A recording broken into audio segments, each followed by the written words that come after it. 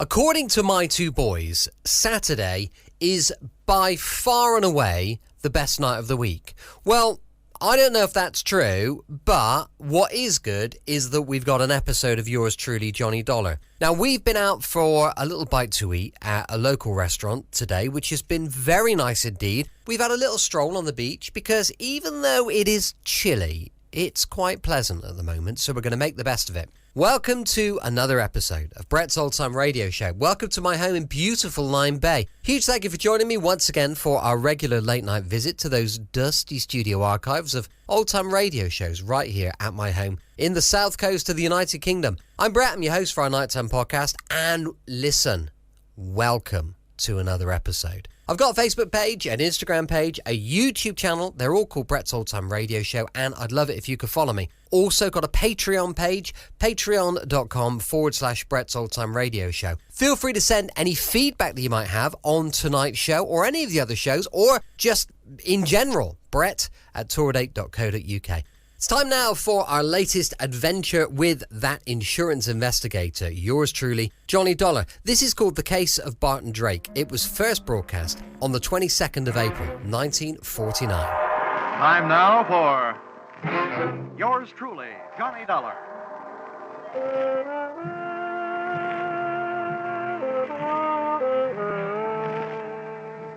The next half hour has its baggage packed to take a trip with America's fabulous freelance insurance investigator, Johnny Dollar. At insurance investigation, he's just an expert. At making out his expense account, he's an absolute genius.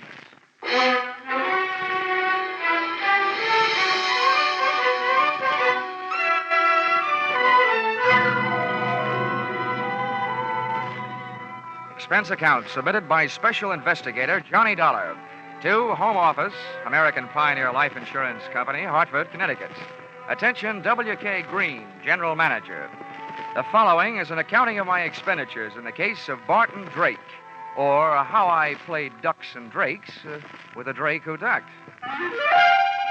Expense account, item 1.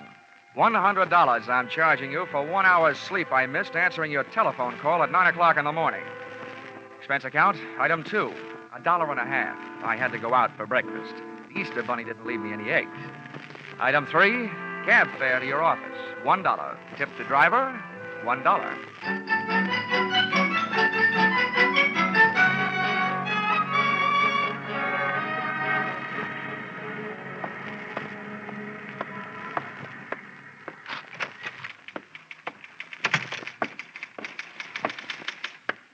Good morning, Johnny. Why don't we make that good night sometime soon? Shall we, Chickie? Well, I've had to type up some of your expense accounts. I think maybe an evening with you might be fun. But business first. Old Stonewall's waiting for you. Oh, hasn't he gotten out of that military kick yet?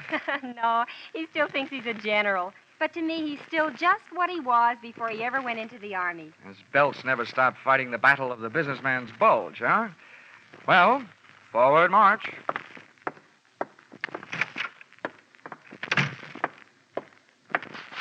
Good morning, Mr. Green, sir. Mr. Dollar reporting as ordered, sir. Addy, Oh, yeah. What's this saluting and heel-clicking about? Oh, I thought you might be homesick for some military courtesy. Yeah, I'd be surprised to get any kind of courtesy from you. But we're not paying you to be polite. Sit down. Here. I got a job for you. Here. I had a copy made of the file in that case. You can take it with you. Thanks. Barton Drake, huh? Oh, yeah, I remember him. Let's see. Life insurance, $30,000. Beneficiary, Mrs. Barton Drake. Well, what is it? Is he dead or just dying? Neither, we hope. Well, if you'll pardon a little before-noon philosophy, just by living, a man is slowly dying of old age. We have a statistical department to worry about that, Dollar. Your job is to find this man, Barton Drake. Okay. What's the story? And as far as the company is concerned, the story started one night just short of 7 years ago. Oh, that would make it 1942. Yes, the same year I was called upon to fight for my country. Yeah. In the insurance division, Pentagon Building, Washington, D.C. Huh? But don't get me wrong. Those who served can be just as proud of what they did as those who fought. As you were saying. I merely used the word fight as a general term. Yes, General. Barton Drake, one night about 7 years ago? Yes. When we issued the life policy on Drake, he listed his occupation as that of hardware store proprietor. Hardware? As I recall it, he specialized in unregistered pistols, handcuff keys, and hacksaws. And if I'm not wrong, at the time he disappeared, he was under suspicion of grand larceny and wanted for assault with intent to kill a police officer. Yeah, that's right. At the time, he was suspected of a number of large robberies. Yeah. Refresh me on that cop shooting. How'd that happen? You remember. When the police arrived at the house to pick him up, he opened fire from the bedroom window, made a dash for it out of the back to his own car. There was a chase during which the car skidded and went through the rail of a bridge into the river. Oh, yes. Now I remember, yeah. They never did recover the body or the loot. All they got back was a wet Buick. Dollar, that was 7 years ago. At least it will be 7 years in one more week. At that time, Barton Drake will be declared legally dead by the probate court. His wife has already instituted proceedings. And when the court says she's a widow, she says, I want my $30,000, and you have to pay it, right? Exactly. But we're not going to pay that $30,000 if we can help it. At 9 o'clock this morning, the Missing Persons Bureau of the New York Police Department called us and gave us reason to hope that Drake is still alive. What happened? Did they see him in a crystal ball? You don't know how close to the truth you came, Dollar. Oh? The Missing Persons boys have a new habit these days. Whenever there's a television show where there's a public crowd involved, they watch it. Last night, they think they spotted Barton Drake at the prize fights. Now, that's all we've got to go on, but we think he's alive and that he's somewhere in New York. Well, that's a start anyway. I know where to find New York.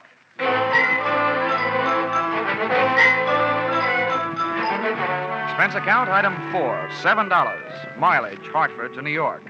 I stopped in Bridgeport to soak up a dish of coffee and whatever information there might be in the insurance file.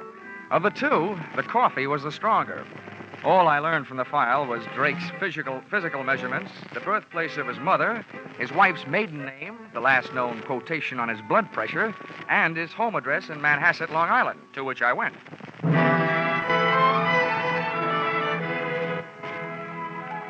The house had a $40,000 look about it, and its grounds were being manicured by a gardener who had a $12 a day look about him.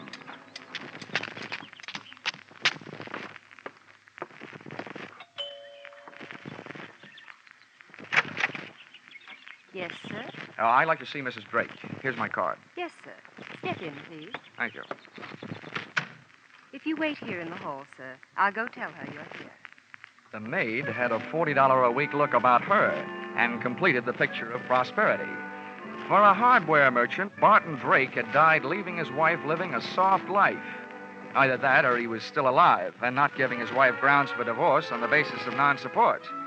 Or she was that certain kind of gal who wouldn't have any trouble making that certain kind of man get up that certain kind of money.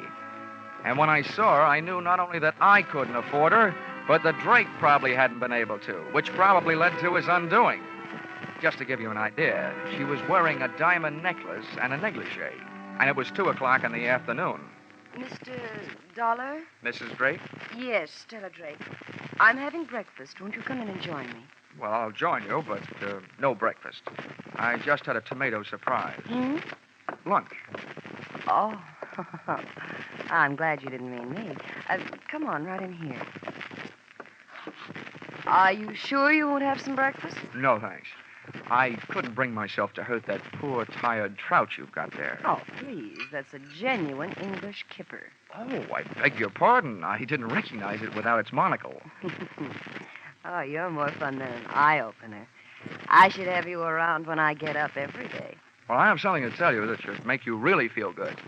You don't mean that bunch of stuffed shirts at the insurance company have decided to give me my money without going through all that fuss at probate court? Oh, I've got better news than that. You may not get that money. But we think you have a good chance of getting your husband back. What? Yeah, the New York police think they saw him last night. Alive. Oh, maybe I was wrong. Maybe that doesn't make you happy. Why, yes. Yes, of course it makes me happy, but to live without a man for 7 years and then have a stranger just sit across the table and calmly tell you he's alive, it's just too much. Tell me, where did they find him? They didn't. They think they spotted him at the fights they were watching on television. I imagine they're looking for him. I know I am. Well, it's impossible. If he were alive and back in New York, he'd come to me. That's what I was hoping, Mrs. Drake. Well, I don't believe it. Why, Why would he do a thing like that to me? Why would he make me suffer all these years? I think you'd better go now. I've got to be alone. I've got to think. Oh, Barton, why? Why? Please, Mr. Dollar. I want to be alone. I figured if she wanted to be alone, it was for a good reason. Because that lather she'd gotten into was strictly from soap opera. She flooded me to the door on a tide of tears. Once outside, I picked up the hedge clippers the gardener had conveniently left near the front walk and pruned the telephone wires leading into the house. Then I took a plant on the place from the other side of the street. I figured Mrs. Drake would want to share her troubles with somebody, and with the phone wires cut, she'd have to leave the house to do it, giving me a chance to follow her. And that's the way it worked out. She led me someplace, all the way into New York City, but not to Barton Drake. That would have been too easy. Once in Manhattan, she headed for a drugstore and a telephone booth.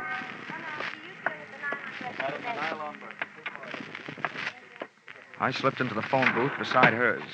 I got the receiver off the hook and my nickel in the slot in time to use an old trick of mine. As she dialed, I tried to duplicate it with my phone. She dialed. And I dialed. I was just one number behind her all the way. When she was through dialing, I held off dialing the last number on my phone until she got an answer. And then I let it go.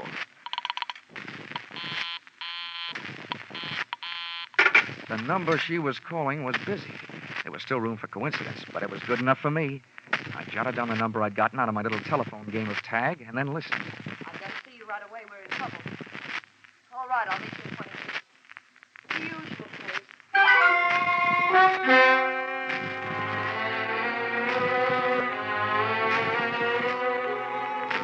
The usual place turned out to be the usual place to meet trains, Grand Central Station. But no train ever pulled into where Mrs. Drake went. As a matter of fact, no man ever did. Unless he was a plumber, maybe. That's right, where the ladies go to powder their noses and things. She came out 30 minutes later alone, but she never hit the street. Instead, she went through the tunnel into the adjoining Commodore Hotel and checked into room 407. The only room I could get was 1313. Expense account item 5, $10. Tip to hotel detective for keeping an eye on the Eiffel in 407. Item 6, $35. Purchase of portable phonograph. Item 7, 65 cents. Purchase of phonograph record, Frank Sinatra singing Night and Day. With this for ammunition, I went back to my hotel room and, gunning for a bird I'd never seen, I set up the phonograph near the telephone, put on the record, and placed a call to the number Mrs. Drake had called earlier in the day.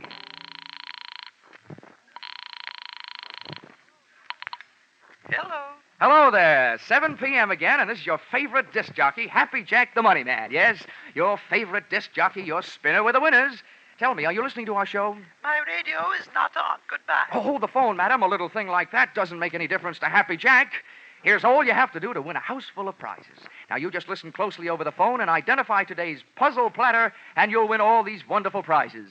A genuine Sunbeam Mixmaster that makes those fresh little eggs just happy to get beat up. Yes, and you'll clean up with the next prize. Make a real clean sweep with a Hoover vacuum cleaner with all attachments and no strings attached. And to send you tripping happily through life, you'll also receive a handsome set of easy-to-lug luggage, a pair of Gladiator bags. Are you interested? Why, of course I am. All right, then. Here's the tune.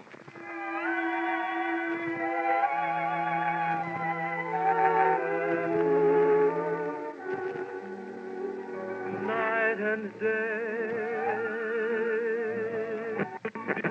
There it is. What's the title of that song? Night and day. You're right. You win all the sensational prizes. Quickly now, give me your name and address. They'll be delivered tonight. Mrs. Knott, Yes, Mrs. Knott. The street number? 127 East 89th Street, apartment 3C. Thank you, Mrs. Knott.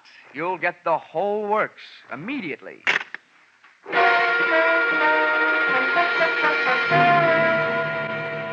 Expense account, items 8, 9, and 10.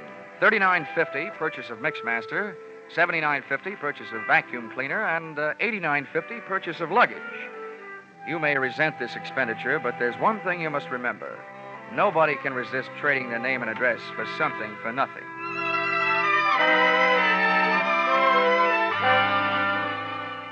I felt like an out-of-season Santa Claus when I knocked on the door of apartment 3C at 127 East 89th Street.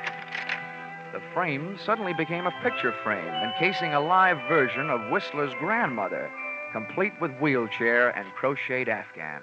Just bring them in and set them down. Yes, ma'am. I'm Happy Jack, and I'm glad to meet you. Right in here and set them down. Ah, yes. There you are, Mrs. Knott. You lucky woman, you. Is that all? Almost. Now, all we need from you is a little information. Just some background on today's winner to pass along to my radio audience. Be off with you, young man. I'll write you a letter. Oh, but come now, Mrs. Knott. Never mind. I have no time now. Just a few questions while I check you out on the Hoover. I don't need any checking out. Now go away. I must say, Mrs. Knott, you're a bad winner. So now I'm afraid I'm going to have to stick around to find out how good a loser you are. What do you mean? Come in. You. Stella, do you know this man? Do I know him? He's that insurance investigator, Johnny Dollar. Granny came flying out of the wheelchair, multiplying in height by 3. When I first saw Granny's hand flying toward me, it looked like there was an old-fashioned wedding ring on each finger. But just too late, I saw it was only a set of brass knuckles. Oh.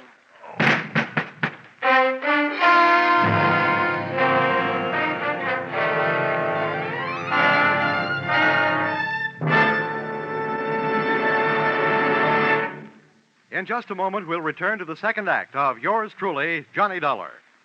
CBS cordially invites you to hear the adventures of Philip Marlowe and the stories of modern crimes and their solutions as unfolded on Gangbusters when they come to you every Saturday night on most of these same CBS stations. Tomorrow night, Philip Marlowe will investigate the mystery behind the cloak of Kamehameha, and Gangbusters will deal with the case of the Callous Killers. Now back to yours truly, Johnny Dollar.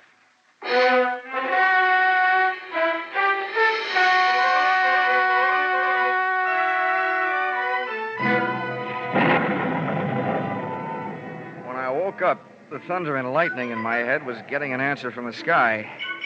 And I started getting some answers, too. You, James, give me a page. Granny's voice had changed to the bass register, and its owner was smoking a big cigar. I stayed on the floor and quiet. I didn't want those brass knuckles crooning me another lullaby. Come awful close to fouling up the whole deal. I told you I didn't want you to try to collect on that insurance. Why'd you do it? It's $30,000, that's why. To hear you talk, you'd think you were going hungry. What do you think I am, some empty milk bottle you can run down to the corner and get your nickel back on?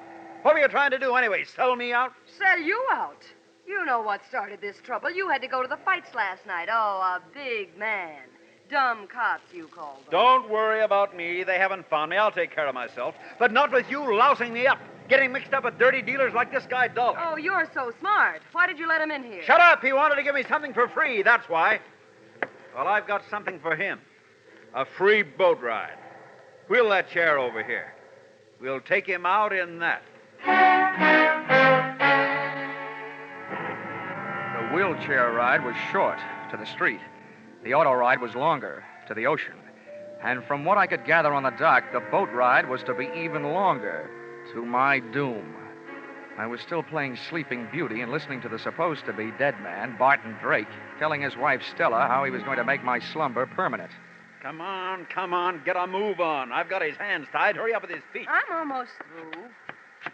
There. Now what? Now stand back while I heave him up on the deck. Well, aren't you going to tie him to something? For what? If they ever find this boat, they're going to find it empty. One good wave out there, and this guy goes for a swim. There. The wheel's lashed. He's got plenty of gas and plenty of ocean out there. That'll teach Mr. Happy Jack. Now I'm giving him away.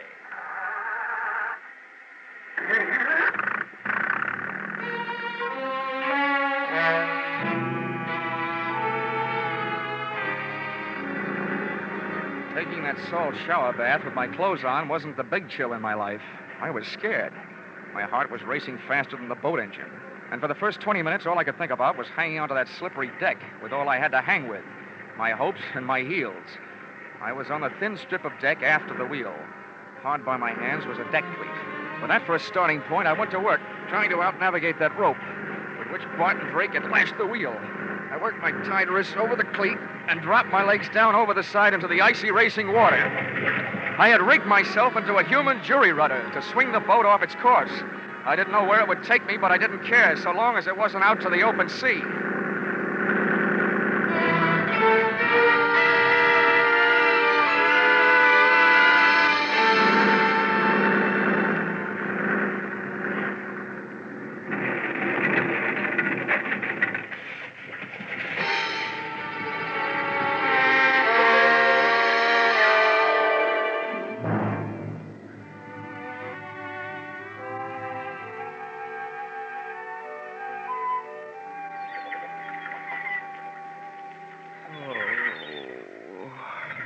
Oh, waking up, eh?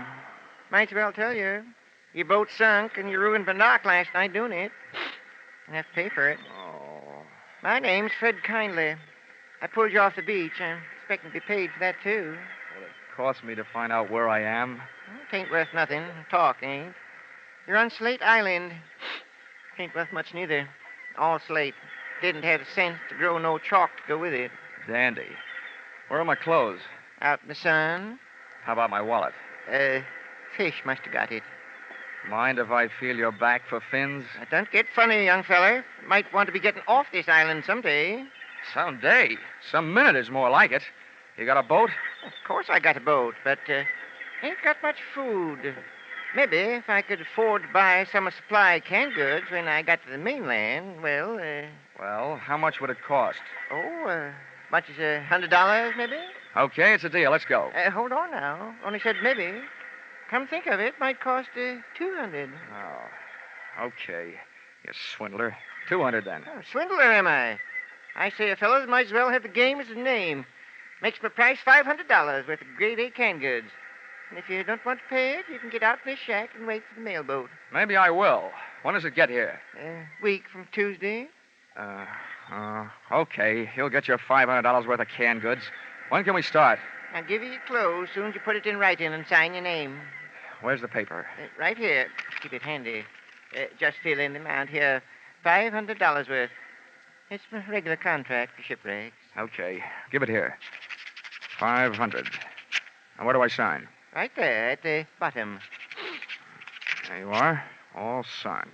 That's a peculiar name. Ali Khan. I'd had more than my share of wind the night before, so I decided to throw caution to it.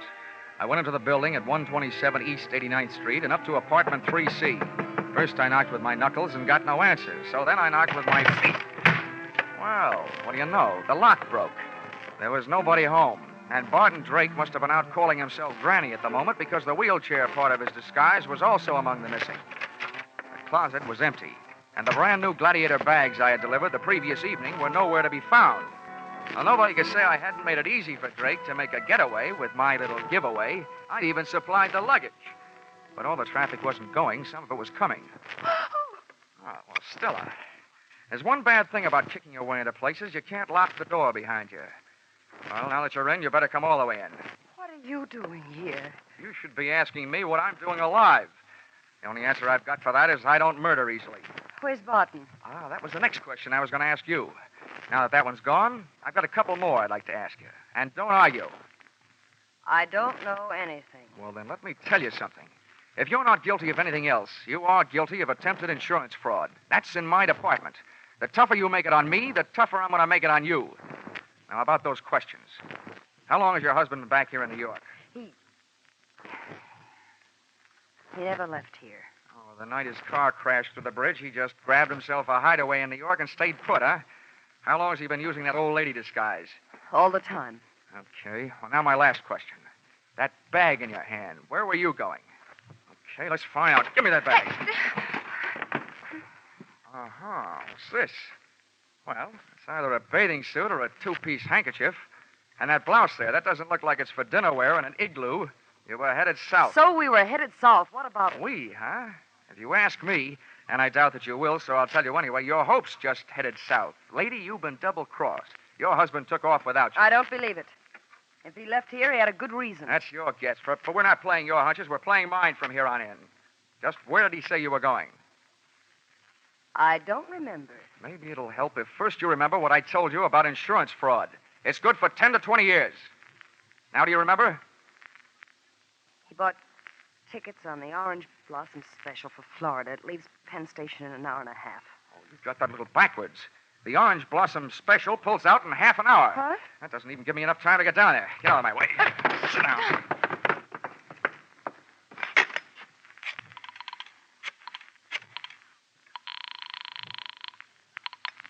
Information. Hello. Information. Look, I want the telephone number of the Penn Station branch of the Travelers' Aid Society. This was once when I didn't want the society to aid the traveler. I told them that Barton Drake was my invalid aunt and as nutty as a fruitcake. With Stella's help, I described his costume from the daisies on his hat to the buttons on his shoes. I tagged it off with a warning that when my aunt left the house, she thought she was a honeybee and was on her way to throw herself in front of the Orange Blossom Special, wheelchair and all. The guy on the other end of the line took off to round up the railway police, and I took off to round up a taxi.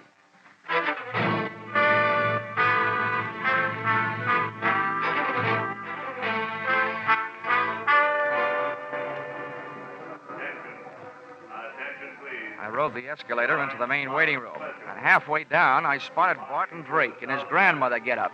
He was surrounded by police, and the police were surrounded by a small crowd. I walked over. Orange Blossom Special. I don't know what kind of a practical joke this is, young man, but it's not funny. You made me miss my train, and I don't even have a nephew. No, Mother, don't be upsetting yourself. Don't you now, me, young man. Just get me on a train. Any train headed south will do. Drake was getting ready for trouble. If the cops couldn't see it, I could. His hand was under his Afghan, and I knew the least it could be holding was a fistful of brass knuckles, but probably more. He was getting ready to make a run for it. I wasn't taking any chances. I edged my way through the crowd, up behind the wheelchair, and spun it around, and hit what looked like somebody's grandmother a beautiful shot in the whiskers. What? He hit the old lady. Oh, he's crazy. I got him. Now, wait a minute, officer. You don't understand. Don't understand, don't I? Hit an old lady, will you? He's not an old lady. It's trouble you want, you scoundrel. Here, maybe this'll quiet you Oh, down. officer, you don't... Oh.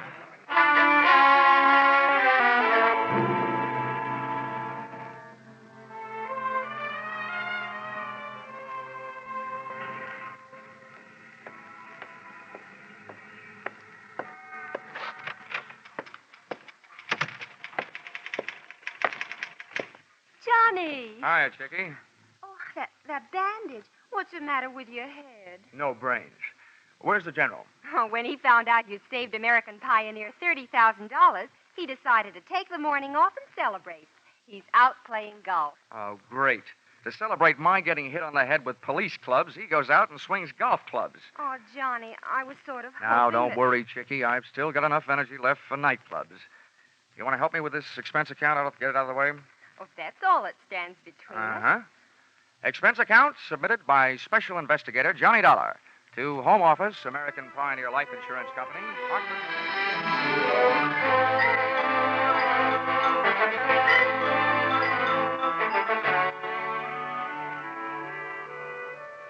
First, the police held me and let Granny Drake go to the hospital, where they learned the truth. Then they let me go to the hospital and transferred Barton Drake to the pokey, where he was soon joined by his lady-in-waiting, Mrs. Drake. Expense account item 11. Something I almost forgot. $500. Canned goods. For the man who got me off the rocks on Slate Island, Mr. Fred Kindly. Even if he did rob me, I didn't feel like robbing him. The only thing I did do was remove all the labels from the $500 worth of canned goods. I'm sure that this will see to it that Mr. Kindly has some very unbalanced meals, because I happen to know that there's no difference in the sound of canned tomatoes and canned peaches when you shake the can. Expense account total, $1,482.63. Yours, truly, Johnny Dollar.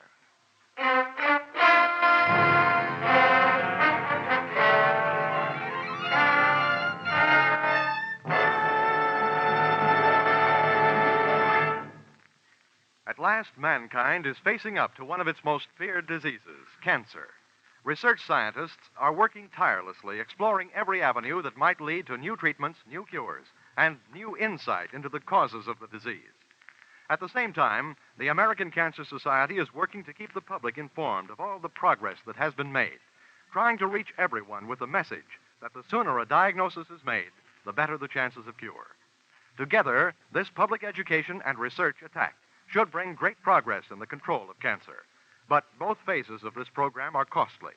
Realizing you are giving to a fight against a disease that could menace you, give generously to the American Cancer Society's drive for funds this year.